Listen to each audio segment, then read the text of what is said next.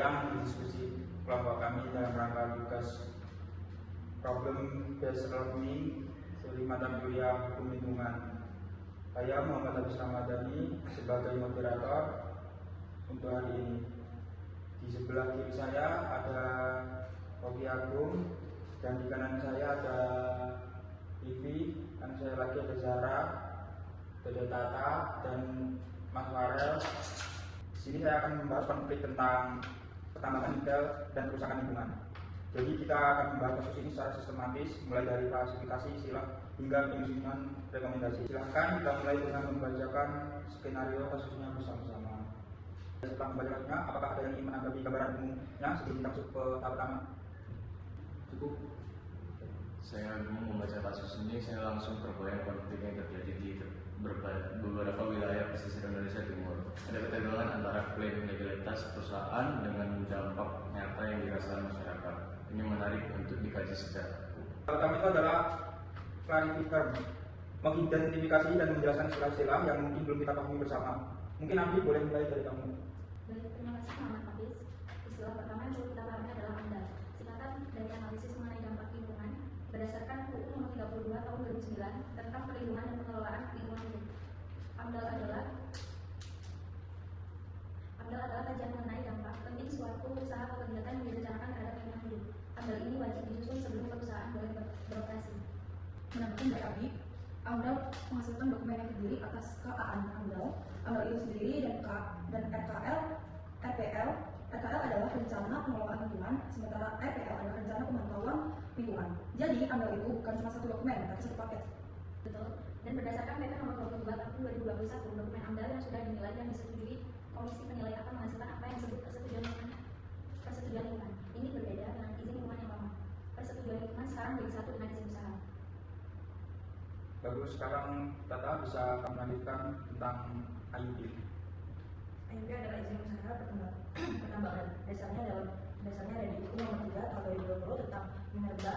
IUP didirikan oleh pemerintah pusat setelah UU Cipta Kerja. Kewenangan pemberian IUP yang sebelumnya bisa di daerah sekarang ditarik ke pusat untuk nambah skala tertentu. IUP mencakup izin eksplorasi dan izin operasi produksi. Saya mau menambahkan soal istilah sedimentasi yang disebut dalam kasus ini. Sedimentasi adalah pengendapan partikel-partikel tanah dan lumpur ke badan air. Dalam hal ini, laut ini terjadi karena aktivitas pengerukan tambang menghasilkan material yang terbawa arus ke perairan sekitar dan yang menyebabkan pencemaran laut dan menurunnya hasil tangkapan nelayan. Oke, jadi aku sudah menjelaskan tentang sedimentasi. Karena ada istilah lain yang perlu diklarifikasikan. Baik, terima kasih. Ada. Jadi kita perlu pahami juga istilah PUPR, Peradilan Perusahaan Negara. PUPR adalah lembaga peradilan yang berwenang mengadili sengketa antara warga negara atau badan hukum dengan badan atau pejabat pemerintahan terkait keputusan tentang usaha negara. Izin melanjutkan dan ada 3 prinsip hukum lingkungan yang disebut dalam soal. Nanti akan kita bahas detail di step 4. Tapi secara singkat, sustainable development itu pembangunan berkelanjutan yang memperhatikan generasi mendatang. Precautionary principle itu prinsip kehati-hatian ketika ada risiko lingkungan serius. Dan polluter pays principle, pencemar wajib membayar biaya pemulihan lingkungan yang dirusaknya. Selanjutnya yaitu kembali pada Hafiz. Bagus, jadi istilah-istilah kunci itu sudah cukup jelas. Mari kita lanjutkan ke step kedua. Jadi step kedua ini adalah define the problem. Kita rumuskan inti permasalahan hukumnya. Jadi siapa yang mau? Menurut saya, masalah hukumnya ada pada pertentangan antara klaim legalitas formal perusahaan dan fakta kerusakan lingkungan yang terjadi secara nyata. Perusahaan bilang sudah punya semua izin, AMDAL, persetujuan lingkungan, tapi di lapangan mangrove rusak laut tercemar, nelayan kehilangan penghasilan, warga kehilangan air bersih. Pertanyaannya, apakah izin formal itu sudah cukup untuk membebaskan perusahaan dari tanggung jawab? Saya setuju dengan Tata, dan saya mau menambahkan dimensi lain. Ada masalah prosedural. Apakah proses penyusunan AMDAL sudah melibatkan masyarakat secara bermakna? Jika tidak, dokumen AMDAL itu sendiri berpotensi cacat secara hukum dan bisa digugat. Saya kira dari perspektif prinsip hukum lingkungan, masalahnya adalah kegagalan menerapkan 3 prinsip. Jadi sebelum dan selama operasi pertambangan, pemerintah dan perusahaan seharusnya sudah menerapkan precautionary principle sejak awal. Kawasan pesisir dengan mangrove itu sangat rentan dan resiko ini sudah diprediksi. Dari sisi masyarakat sebagai korban, masalah hukumnya adalah bagaimana mereka mendapatkan akses keadilan. Mereka bukan pihak yang kuat secara ekonomi dan politik. Mekanisme hukum apa yang tersedia untuk mereka? Saya bisa simpulkan. Jadi ada 3 isu utama. Pertama, validitas dan efektivitas instrumen perizinan lingkungan dalam mencegah kerusakan. Lalu kedua, ada tanggung jawab hukum perusahaan dan pemerintah atas kerusakan yang terjadi. Dan ketiga, ini upaya hukum yang dapat ditempuh masyarakat untuk mendapatkan keadilan lingkungan. Jadi begitu, saya kira. Jadi rumusan dari Pak ini sangat bagus. Jadi kita catat 3 isu utama itu sebagai kerangka diskusi kita sekarang. Jadi selanjutnya adalah step ketiga, yaitu brainstorming. Semua ide kita curahkan, tidak ada yang salah di tahap ini. Apa saja yang bisa menyebabkan masalah yang terjadi dan apa kira-kira solusinya itu. Saya mulai dari penyebab. Kemungkinan pertama, AMDAL yang disusul tidak akurat atau tidak jujur menggambarkan dampak yang sebenarnya. Bisa jadi ada tekanan dari perusahaan pada konsumen AMDAL. Atau mungkin AMDAL-nya sudah benar waktu dibuat, tetapi perusahaan tidak menjalankan FKF, RPL dengan konsisten. Pengawasan dari pemerintah yang lemah membuat pelanggaran itu tidak terdekat atau dibiarkan. Ada juga kemungkinan regulatory capture, perusahaan besar punya pengaruh politik sehingga pengawas negara tidak berani menegakkan aturan secara tegas. Dari sisi solusi yang paling langsung adalah bergerak hukum. Tapi selain itu perlu ada moratorium izin tambang di kawasan pesisir yang secara ekologis kritis. Saya usul dari sisi komunitasnya. Jadi masyarakat itu perlu berorganisasi dan bermitra dengan LSM lingkungan seperti ICER atau PALI untuk memperkuat posisi hukum mereka. Secara individual mereka lemah, tapi secara kolektif mereka kuat. Betul, karena ada mekanisme class action di hukum kita. Pasal 91 UU PPLH ini memungkinkan masyarakat terdampak menggugat secara kolektif. Dari sisi pemulihan lingkungan, ada konsep integrum restitutio. Perusahaan wajib memulihkan lingkungan ke kondisi semula. Reliabilitas makro, pemulihan kualitas air, ini bisa menjadi bagian dari tuntutan gugatan perdata. Jadi ide yang sangat bagus, kita bakal catat semua. Jadi sekarang kita masuk ke tahap yang lebih dalam, yaitu tahap 4 tentang analisis masalah. Jadi analisis masalah ini kita tuh menganalisa hubungan antara aktor dan aturan hukum. Ini tahap depannya kita. Mungkin Abi bisa mulai dari pertanyaan pertama, apakah AMDAL otomatis melegitimasi kegiatan penambangan? Jawabannya jelas tidak. AMDAL adalah syarat administratif awal yang menilai prediksi dampak sebelum kegiatan dimulai. Tapi AMDAL tidak memberikan imunitas hukum atas dampak aktual yang terjadi. Dasar hukum ada di pasal 22 UU Nomor 32 Tahun 2009 yang menyatakan AMDAL adalah syarat persetujuan lingkungan, bukan jaminan dari sanksi.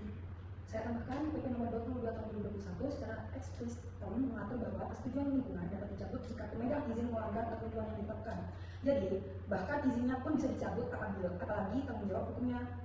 Dan yang paling kuat, pasal 88 UU PPLH mengatur strict liability tanggung jawab mutlak. Artinya jika kegiatan usaha menggunakan bahan berbahaya atau menimbulkan dampak serius, perusahaan bertanggung jawab penuh tanpa perlu dibuktikan ada kesalahan atau kelalaian. Ini berbeda dengan liability biasa yang membuktikan unsur kesalahan. Bagus. Jadi sekarang mungkin Tata tolong analisis penerapan 3 prinsip hukum lingkungan dalam kasus ini. Baik, pertama sustainable development atau pembangunan berkelanjutan. Prinsip ini berasal dari laporan Brundtland tahun 1997 dan diadopsi dalam pasal 2 huruf F UU PPLH. Dalam kasus ini, prinsip sustainable development dilanggar karena kegiatan pertambangan mengorbankan ekosistem mangrove dan sumber penghidupan nelayan yang merupakan aset yang seharusnya dilestarikan untuk generasi mendatang. Lalu kedua, precautionary principle atau prinsip kehati-hatian ini ada pada prinsipal 15 deklarasi Rio 1992 dan pasal 2 huruf F UU PPLH. Prinsipnya yaitu ketika ada indikasi ancaman serius terhadap lingkungan, ketidakpastian ilmiah tidak boleh dijadikan alasan untuk menunda tindakan perlindungan. Kawasan pesisir dengan mangrove ini jelas adalah ekosistem yang rentan. Pemerintahan dan perusahaan seharusnya menerapkan standar mitigasi yang jauh lebih ketat sebelum operasi dimulai, atau bahkan tidak memberi izin sama sekali di zona itu. Oh iya, mau nambahin juga dong untuk precautionary principle. Ini juga menurutku bermakna bahwa beban perusahaan pembuktian itu seharusnya ada di perusahaan untuk membuktikan bahwa kegiatannya aman, bukan di masyarakat untuk membuktikan kerusakan. Inilah yang disebut reversal of burden of proof dalam hubungan modern. Betul, Farel. Dan yang ketiga, Polter Pace Principle. Prinsip ini ada dalam rekomendasi OECD di tahun 1974 dan diadopsi dalam pasal 87 sampai 88 UU PPLH. Maknanya sederhana tapi tegas. Siapa yang menyimpangi, dia yang membayar. Perusahaan tambang nikel ini wajib menanggung seluruh biaya pemulihan lingkungan, dari rehabilitasi mangrove, pemulihan kualitas laut, sampai kompensasi bagi nelayan yang terkena permasalahan. sangat bagus. Jadi sekarang Tata jelaskan tentang tanggung jawab hukum apa saja yang bisa dibebankan ke perusahaan. Ada 3 dimensi tanggung jawab. Pertama, tanggung jawab perdata. Berdasarkan pasal 87 UU PPLH, perusahaan wajib membayar ganti rugi dan melakukan pemulihan lingkungan. Dengan strict liability di pasal 38, pembuktiannya lebih mudah bagi korban. Bentuknya bisa berupa ganti rugi material, kerugian ekonomi nelayan, dan integrum restitution,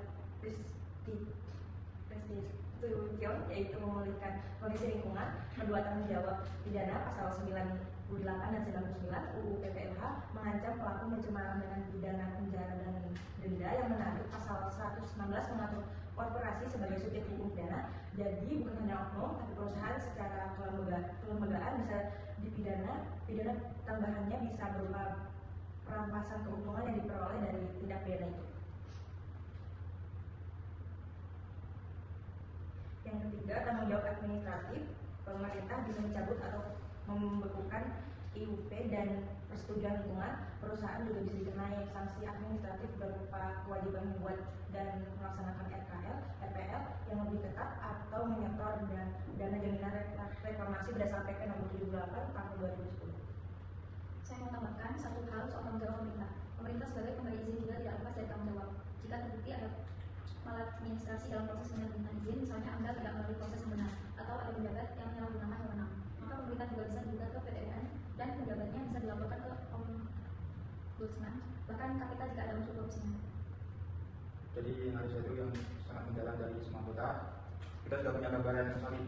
Jadi kita lanjutkan ke step kelima, yaitu tentang merumuskan tujuan pembelajaran apa yang kita dan teman-teman yang menonton video ini harus mampu lakukan setelah mengalami tentang kasus ini. Mungkin nanti bisa jelaskan. LO pertama, mahasiswa mampu menjelaskan pengertian, prosedur, dan fungsi AMDAL serta kedudukannya dalam sistem perizinan lingkungan hidup berdasarkan UU Nomor 32 Tahun 2009, JPP Nomor 22 Tahun 2021. LO kedua, mahasiswa mampu menganalisis karakteristik sustainable development, precautionary physical, dan water-based physical dalam tambangan secara konkret. LO ketiga, mahasiswa mampu mengidentifikasi dan memudahkan untuk bentuk tanggung jawab hukum lingkungan perdata termasuk strict liability, pidana korporasi, dan administratif. LO keempat, mahasiswa mampu menjelaskan mekanisme dan dasar hukum, berbagai upaya hukum masyarakat dalam kasus sengketa lingkungan, gugatan TUN, gugatan perdata, citizen lawsuit, class action, dan pengaduan pidana. LO kelima, mahasiswa mampu merumuskan rekomendasi kebijakan yang berorientasi pada keadilan lingkungan dan perlindungan hak masyarakat atas lingkungan yang baik dan mencari bagaimana jenis pasal melakukan hak UUD 1945. Oke, jadi kelima ini objektif yang terukur dan konkret ini akan menjadi panduan self-direct learning kita di luar diskusi ini. Jadi tahap ke-6 adalah self-direct learning. Di luar pertemuan ini kita perlu mendalami sumber-sumber hukum secara mandiri. Mungkin Akun, apa yang kamu rekomendasikan untuk dibaca? Dari sisi peraturan perundang-undangan wajib baca Undang-Undang Nomor 32 Tahun 2009, khususnya pasal 23 sampai 33 tentang AMDAL, pasal 87 sampai 93 tentang penyelesaian sengketa, pasal 98 sampai 120 tentang ketentuan pidana, lalu Undang-Undang Nomor 3 Tahun 2020 tentang minerba, dan PP Nomor 22 Tahun 2021. Untuk referensi akademik, buku hukum lingkungan di Indonesia kayak Prof. Fakir Rahmati dari Raja Wali sangat komprehensif, juga buku Prof. Siti Sundari Rambuti tentang lingkungan dan kebijaksanaan lingkungan nasional. Untuk peraturan internasional, deklarasi Dewan Konstitusi 1992 perlu dibaca langsung, terutama prinsip 10 tentang partisipasi masyarakat, prinsip 15 tentang kehati-hatian, dan prinsip 15 tentang polluter-based. Jurnal-jurnal dari Indonesian Center of Environmental Law atau ICAL juga sangat relevan. Dan jangan lupa jurisprudensi. Putusan MA dan PT UN dalam kasus lingkungan memberi gambaran konkret bagaimana pengadilan kita menerapkan prinsip-prinsip ini. Kasus Lapindo bisa jadi referensi untuk strict liability meskipun faktanya berbeda. Saya rekomendasikan juga laporan tahunan KLHK, Kementerian Lingkungan Hidup dan Kehutanan tentang kinerja pengawasan perizinan lingkungan. Ini memberi gambaran empiris seberapa efektif sistem pengawasan kita. Jadi daftar referensi itu yang sangat bagus, semuanya akan kita cantumkan lengkap dalam laporan tertulis kelompok kita. Sekarang adalah tahap terakhir, yaitu sintetis. Step terakhir yang ketujuh adalah sintetis dan reporting. Jadi kita satukan semua hasil analisis menjadi kesimpulan dan rekomendasi. Mungkin Farel boleh mulai dengan sintetis. Baik, terima kasih Hafid. Dari keseluruhan diskusi kita, ada 5 kesimpulan utama. Pertama, keberadaan AMDAL dan prosedur lingkungan itu tidak otomatis membebankan perusahaan dari tanggung jawab hukum atas kerusakan lingkungan yang terjadi secara nyata. Dokumen-dokumen itu adalah syarat administratif, bukan tamek imunitas. Kiranya ada kurang dan salahnya, mohon maaf. Saya Muhammad Abis Ramadhani sebagai moderator izin undur diri. Wassalamualaikum warahmatullahi wabarakatuh.